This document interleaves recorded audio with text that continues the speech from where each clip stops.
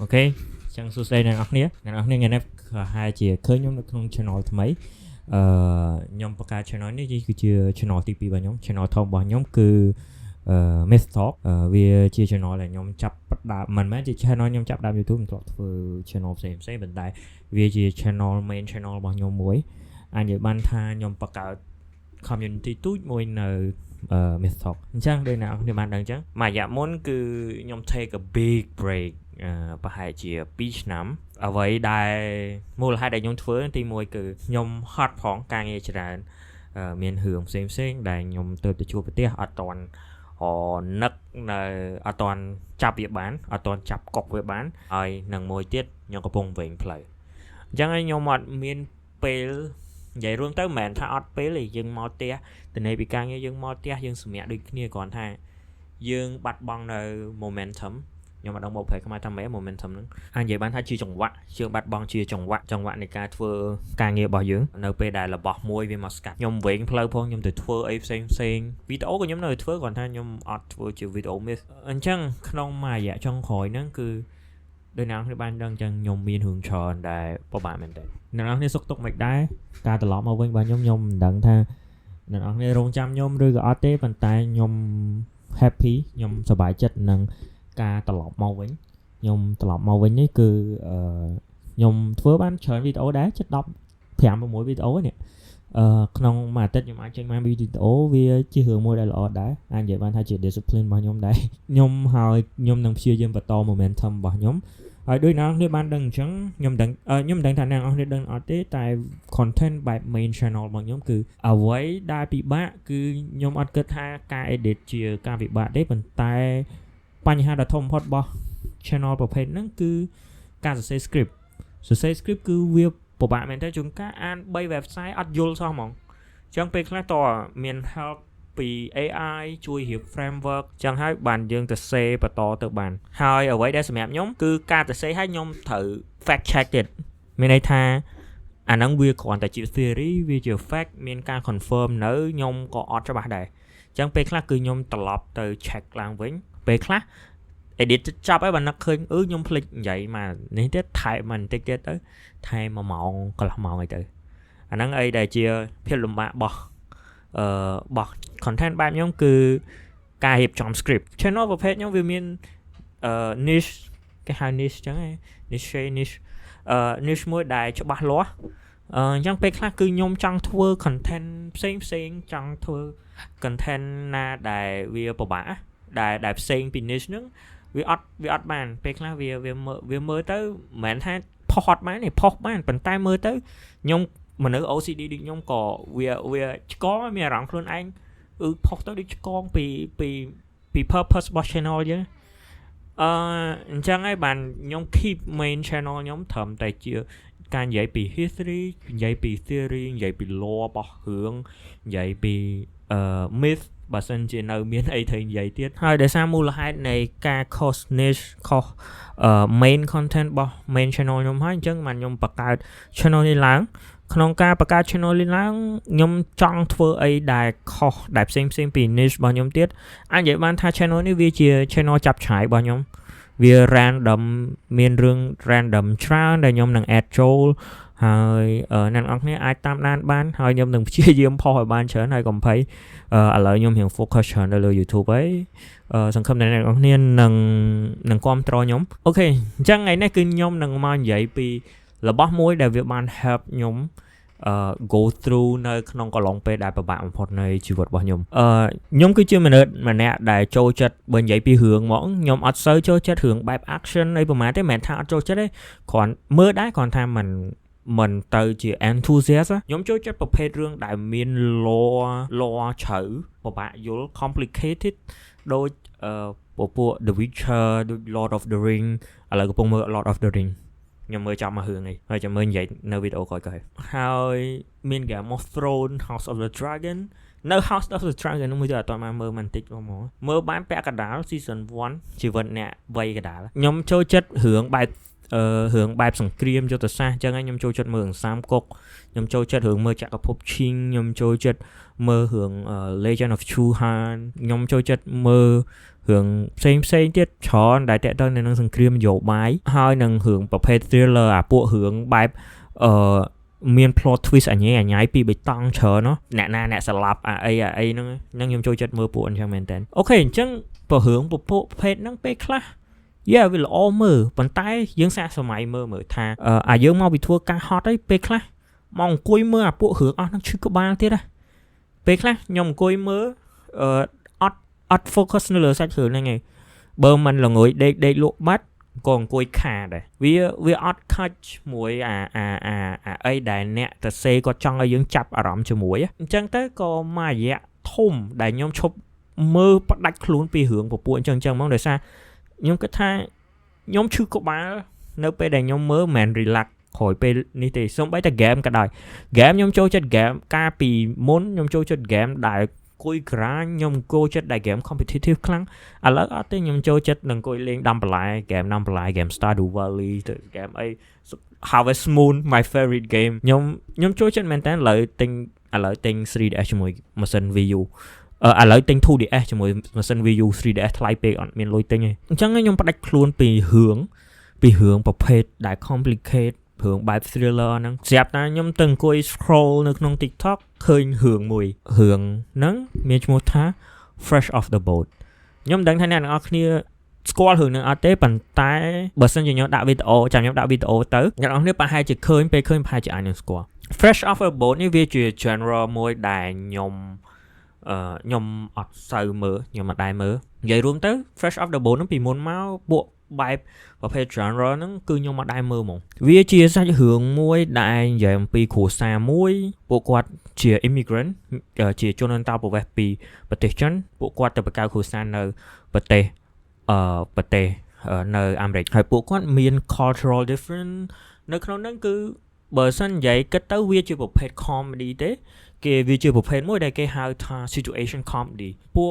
ប្រភេទ situation comedy ហ្នឹងគឺវាលក្ខណៈថាក្នុងពីមួយឈុតទៅមួយឈុតវាមាន plot មួយហើយ plot មួយហ្នឹងនឹងចប់នៅចុងវគ្គហើយវគ្គមួយទៀតគឺនឹងចេញ plot មួយទៀតហើយរឿងមួយទៀតហើយវាប្រៀបដូចជា daily life របស់យើងអញ្ចឹងអ្វីដែលចោតហ្នឹងគឺខ្ញុំអត់ដែរចូលចិត្តរឿងបែប casual អញ្ចឹងឯងចំពោះរឿងបែប casual អញ្ចឹងខ្ញុំគិតកាលមុនគឺអត់មើលមកមានអារម្មណ៍ថាមើលវាបានតែកំសាន្តចោលស្រាប់តែពេលហ្នឹងខ្ញុំក៏សាកមើលរឿងហ្នឹងជក់ទាំង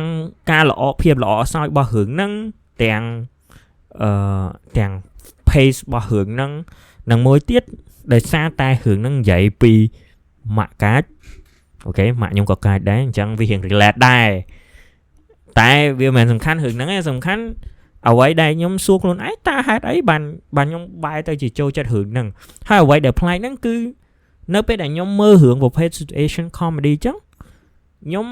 អាចមើលហើយខ្ញុំអត់ចាំបាច់ត្រូវបដោតអារម្មណ៍នៅលើសាច់រឿង complicated case មើលហើយអង្គុយវិភាគតើសាច់រឿងទៅណាតើ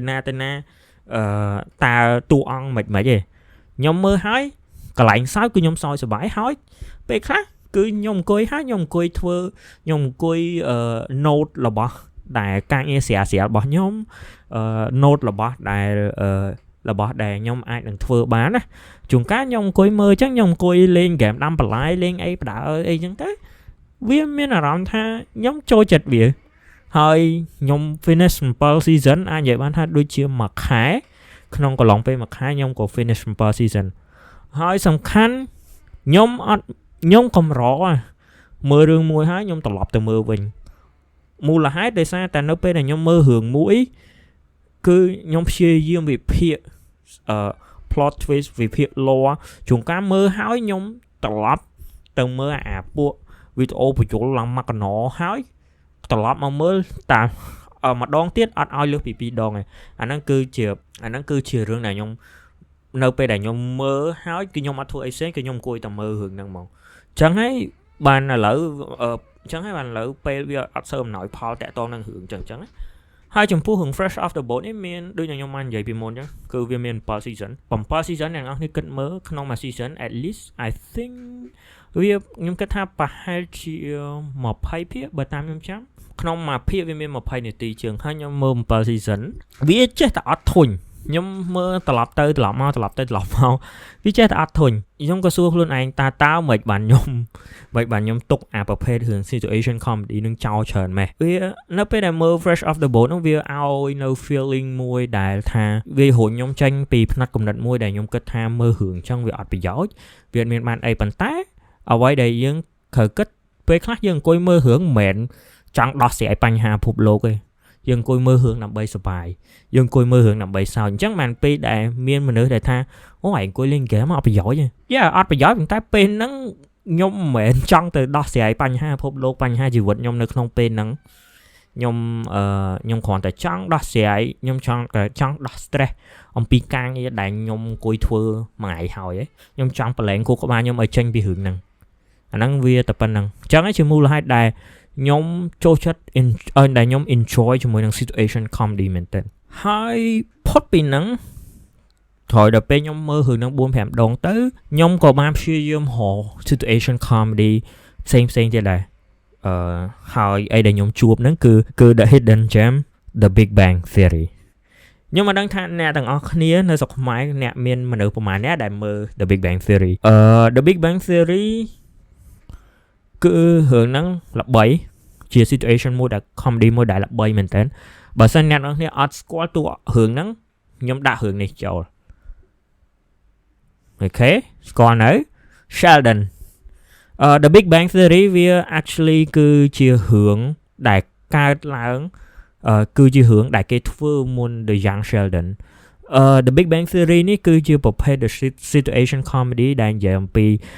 ជីវិតរបស់ scientist ម្នាក់និងមានមិត្តភ័ក្តិរបស់គាត់មាន Leonard មាន Raj មានជួយអាមួយទៀតភ្លេចឈ្មោះបាត់ហើយភ្លេចឈ្មោះវាបាត់ហើយអាមួយសក់មួក Howard យើងមើលទៅការវិវត្តរបស់តួអង្គហ្នឹងពីមួយថ្ងៃទៅមួយថ្ងៃវាហាក់ដូចជាជីវិតរបស់យើងអញ្ចឹងដូច Sheldon spoiler alert ដូច Sheldon អញ្ចឹងពីតួអង្គមួយដែលក្នុងខ្លួនអត់មានអារម្មណ៍សោះគាត់គិតថាខ្លួនឯងជាមនុស្សដែលអត់មានអារម្មណ៍កែប្រែខ្លួនឯងរហូតទៅជាមនុស្សថ្មីត្បិតតែហ្នឹងជាអាចនិយាយបានថាជា condition របស់គាត់មួយជាមនុស្សការធម្មជាតិឬក៏ genetic ដែលគាត់កើតមកគឺតម្រូវឲ្យគាត់ទៅជាអញ្ចឹងប៉ុន្តែគាត់នៅតែមានសារជាតិមួយគឺជាមនុស្សគាត់នៅមានអារម្មណ៍ឈឺចាប់គាត់ចេះប្រច័ណ្ឌគាត់ចេះស្រឡាញ់ដូចគេដូចឯងចេះខ្វល់ខ្វាយពីមនុស្សជុំវិញខ្លួន actually not Sheldon is a self-invested ចេះខ្វល់ខ្វាយថាតិចមនុស្សខ្លួនជុំវិញខ្លួនខឹងក្នុងហ្នឹងតួអង្គទាំង4ហ្នឹងសិត character development ទាំងអស់ហើយវាអស្ចារ្យមែនវាលយមែនតើខ្ញុំអត់ដឹងថាខ្ញុំ explain អារម្មណ៍ដែលខ្ញុំមើលរឿង The Big Bang Theory នឹងមិនទេវាថ្មីតែ Fresh Off the Boat វាជារឿងដំបូងរបស់ខ្ញុំដែលនាំខ្ញុំចូលមកកាន់ situation comedy មែនប៉ុន្តែឬក៏ sitcom មែនប៉ុន្តែ The Big Bang Theory is actually the masterpiece ជាអ្វីដែលខ្ញុំនេះហ្មងខ្ញុំមើលមានអារម្មណ៍ថាខ្ញុំអត់ចាំបាច់ត្រូវបើកខួរក្បាលគិតពីអត្ថន័យនៃជីវិតនៅពេលដែលខ្ញុំមើលរឿងហ្នឹងហើយនឹងមួយហើយ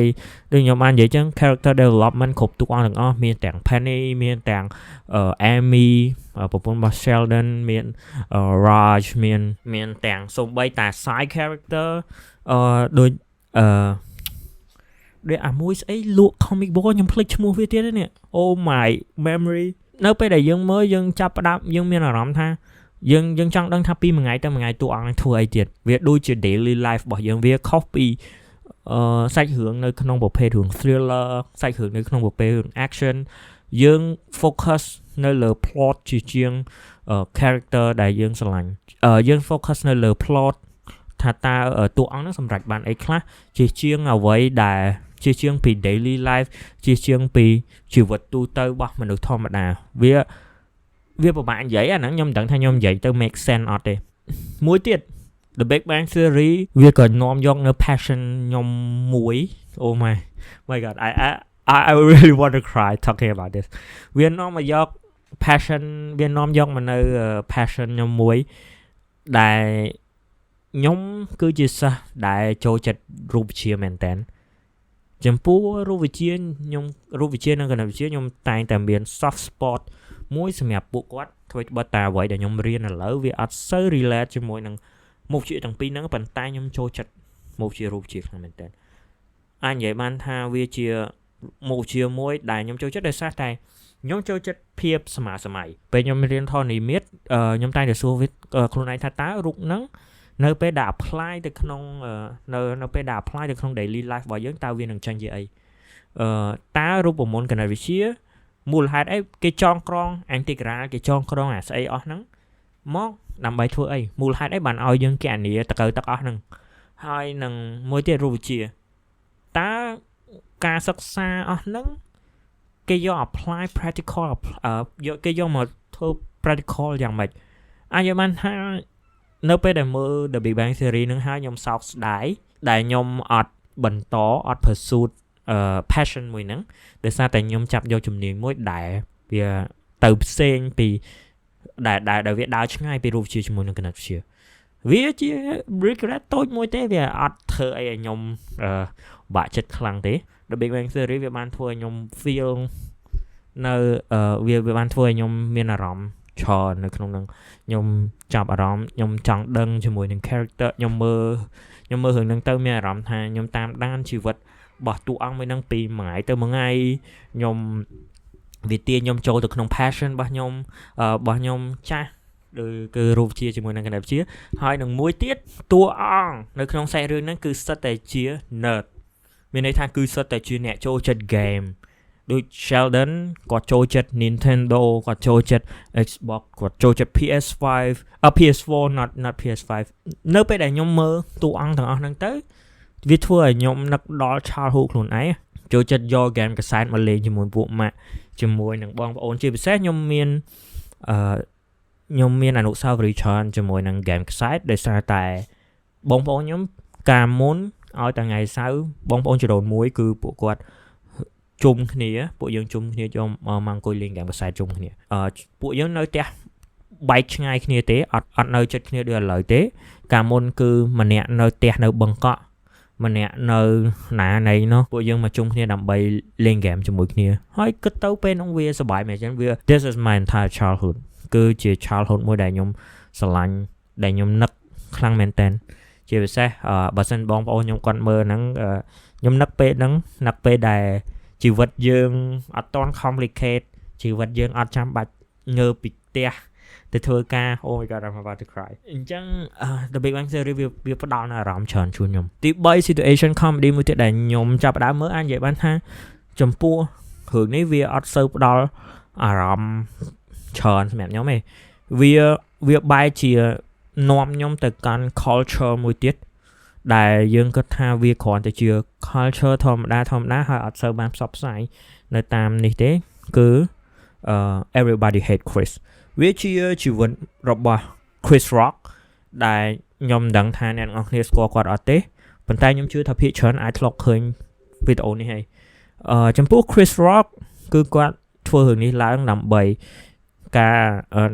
សិក្សាដើម្បីរៀនអំពីដើម្បីបង្ហាញពីជីវិតរបស់គាត់នៅក្នុងកុមារភាពវាបង្ហាញពីជីវិតគាត់ក្នុងកន្លងទសវត្សរ៍ទី80និងទសវត្សរ៍ដើមទសវត្សរ៍ទី90នៅពេលដែលគាត់ទៅនៅ neighborhood មួយដែលជាសង្កាត់ដែលពោពេញទៅដែលជាសង្កាត់របស់ជនជាតិស្បែកខ្មៅហើយអ្វីគាត់បានបង្ហាញអំពីថាតើពួកគាត់ត្រូវបានគេផ្សេងជនជាតិផ្សេងមើលមកថាជាអីគាត់បានបង្ហាញថានៅក្នុង neighborhood មួយហ្នឹងតើវាមានរឿងអាក្រក់អីខ្លះមានរឿងល្អអីខ្លះដែលបានកើតឡើងហើយបានបង្ហាញពីគំនិតបានបង្ហាញអំពីវប្បធម៌របស់ជនជាតិស្បែកខ្មៅច្រើនដែលខ្ញុំគិតថាវានិយាយច្រើនជាង media ទាំងអស់នៅក្នុងនេះមិនថា YouTube មិនថានៅក្នុងទូរទស្សន៍ទេគឺខ្ញុំគិតថា media មួយនេះអ្វីដែល Chris Rock ក៏បានបង្ហាញនៅក្នុងនោះវាច្រើនមែនតើខ្ញុំគិតថារឿងមួយនេះគឺវាគ្រាន់តែផ្ដល់ឲ្យខ្ញុំនៅភាពសប្បាយហើយនឹងនាំខ្ញុំទៅកាន់ culture មួយទៀតប៉ុន្តែបើសិនជាឲ្យខ្ញុំមាន attachment ច្រើននៅក្នុងរឿងនេះប្រហែលជាអត់ទេអាចនិយាយបានថាសោចរឿងនេះគឺសោចច្រើនជាង ពីរឿងមុនទៀតគឺសឹងតែគ្រប់ episode ខ្ញុំសើចសឹងតែគ្រប់ episode ប៉ុន្តែដូចខ្ញុំបាននិយាយចឹងខ្ញុំអត់សូវ attach ជាមួយជាមួយរឿងមួយហ្នឹងឯងនឹង series មួយហ្នឹងឯងអូខេចឹងអ្នកនរគ្នាថ្ងៃនេះគឺខ្ញុំមកលោប្រាប់អ្នកនរគ្នាដើម្បីបង្ហាញពីដើម្បីប្រម៉ូទពីchannel ទី2របស់ខ្ញុំហើយខ្ញុំនឹងធ្វើវីដេអូផ្សេងទៀត niche ផ្សេងទៀតអាចខ្ញុំនឹង vlog ឬក៏ធ្វើអីចាប់ឆាយចឹងទៅដើម្បីចេះធ្វើទៅណាខេឡូថ្ងៃក្រោយខ្ជិលធ្វើការអញ្ចឹងបានរស់ YouTube ដែរអូខេអញ្ចឹងអ្នកនរគ្នាចំពោះដូចនៅក្នុងវីដេអូអញ្ចឹងគឺខ្ញុំមកនិយាយអំពី situation comedy ដែលវាបានជួយខ្ញុំនៅក្នុងកំឡុងពេលដែលខ្ញុំពិបាកនិយាយបានថាមិនពិបាកជារឿងអីផ្សេងទេវាជា mental របស់ខ្ញុំវាជា mental របស់ខ្ញុំទេដោយសារតែមានរឿងច្រើនដែលកើតឡើងផ្ទុំគ្នាប៉ុន្តែ situation comedy វាហាក់បីដូចជារបស់មួយដែលស្ដាប់យើងដែលវាជួយរំសាយយើងអំពីភាពពិបាកវាជួយរំសាយយើងពីភាព stress វានាំយើងទៅកាន់ពិភពមួយដែលយើងគិតថាដែលយើងធ្លាប់គិតថាវាជាពិភពដែលអត់ប្រយោជន៍ប៉ុន្តែ actually វាជារបស់មួយដែលជួយវាធ្វើឲ្យយើងសប្បាយចិត្តហើយក្នុងរយៈពេល3ឆ្នាំនេះគឺខ្ញុំមើលតែ situation comedy 3ហ្នឹងទេនៅមានរឿងច្រើនទៀតឥឡូវកំពុងចង់មើល friend ហើយនឹងប្រភេទជារឿងបែបដូចស្តៀងទៅនឹង situation comedy ដែលពួក medical drama ដូចអីប៉ុន្តែ it's too stress for me right now ខ្ញុំចូលចិត្តមើល situation comedy អូខេអញ្ចឹងអ្នកនរគ្នាតើអ្នកនរគ្នាមានប្រភេទ genre ណាមួយដែលអ្នកនរគ្នាចូលចិត្តអត់ complete comment នៅខាងក្រោមហើយខ្ញុំ with talk នឹងជួបគ្នានៅវីដេអូក្រោយ